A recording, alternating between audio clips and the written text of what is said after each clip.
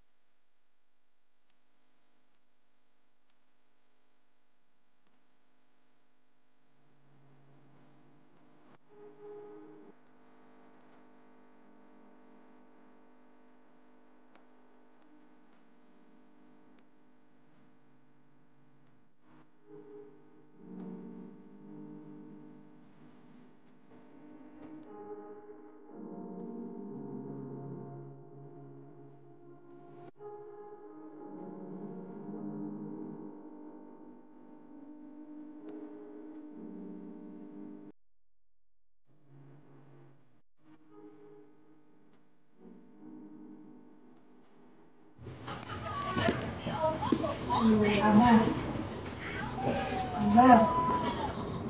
CCK. Coffee break po.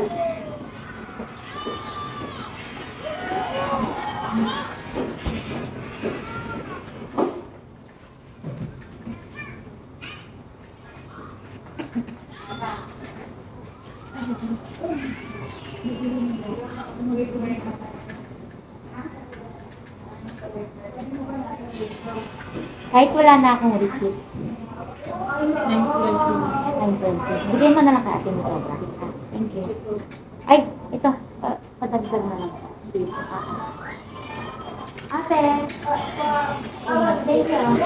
Ano yung may 180? 180. Yan. Hello guys! Tapos na pala tayo magpalinis ng kuko. Bye-bye, thank you. Tapos na tayo magpalinis guys. Ito ang aking nail ngayon. Anyway, yun lang ang video. Later ulit guys, update ko kayo.